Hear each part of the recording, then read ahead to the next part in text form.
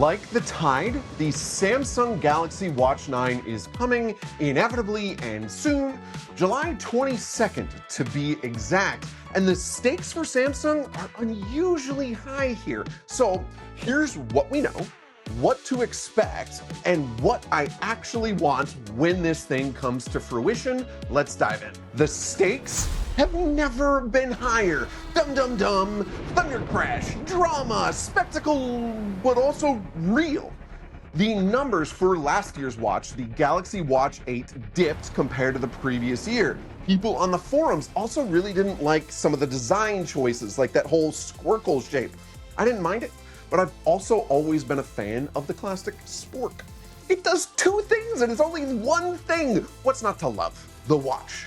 People said it was iterative. It kind of was, but it was also good. I review a lot of watches, including every major model that came out last year, and I thought this Samsung Galaxy Watch 8 was one of the best. It carried forward all of Samsung's stacked list of health and wellness features like body composition measurements and snoring detection, and it added to that with antioxidant testing for dietary health insights and vascular load for arterial health. It had Google's Gemini built in, it had a running coach and a sleeping coach powered by Samsung's own AI, and not to brag, but this is the Galaxy Watch 8 right here that I'm wearing, and see, the squircle design isn't that bad. Still, the competition is getting steeper.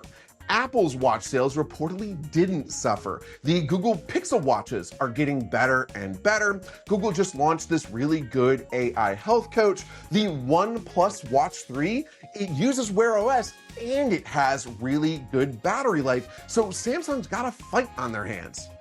I mean, wrists, these are watches we're talking about. So Samsung's gotta bring it with big number 9. As for my expectations, those are just as juicy. We have some tangible stuff out there on the Galaxy Watch Ultra 2. In fact, our very own Ayaz Akhtar did a video on those leaks, and you can watch that video by clicking the link right here. But wait, I have so much more to say, and I'm gonna put the link at the end too, and the anticipation is just gonna make that video better. Anyway, we know what we're gonna get in an Ultra 2. It's gonna look pretty similar to the Ultra 1. It should be more durable. It should be faster and have a better chip. There has been some speculation that we're getting a new classic Model 2, you know, the one that looks real fancy and it has a spinny bezel. That'd be cool, my bet. It would break precedent. You see, Samsung usually does an every other year thing with their watches. So every year we get the base model plus one.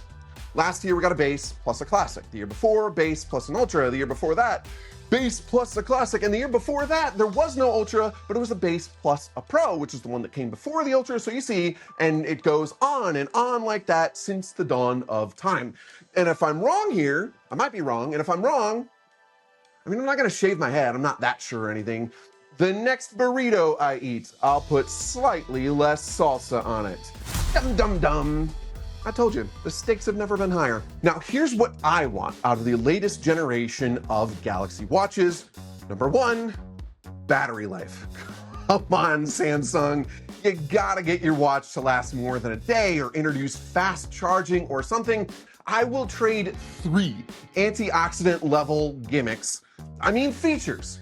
Antioxidant level detecting features for 1 extra day of battery life. Number 2, blood pressure. Yes, Samsung's watches currently already have this, kinda. I give it half credit at best. You need a cuff to calibrate your measurements. And if I have a cuff, why would I then use my watch to get the same info? You even need to recalibrate periodically. And if I don't know there's a problem, why would I bother doing any of this? Samsung's gotta make this more seamless for the feature to make sense. Number 3, ultra only here, but let's talk durability for a second. If you're gonna up it, let's make it fit for water sports.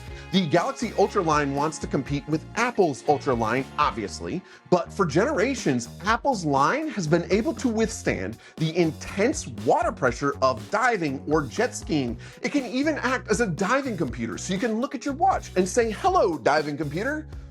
I mean, it won't do anything, but you can say that to your watch. You legally can't do that with the Samsung Galaxy Ultra. They will arrest you. Number 4, AI. The latest Google Health Coach is really good. It has all kinds of adaptive advice to help you get in shape by forming a fitness plan. Last generation, Samsung's watches had a running coach and a sleeping coach, and those were both good. They were a good start. But if Samsung wants to stick first party here, they have to add versatility to their fitness AI if Samsung wants to keep up with Google, or, don't bother, and they could just bring Google's AI on board. To that extent, and I'm not calling this one number 5, but premium service? I know what you're thinking. You're thinking, Andrew, shush. Samsung is one of the last companies without a premium health subscription. Why would you even bring that up? You're also thinking, Andrew, my goodness, you look really handsome today.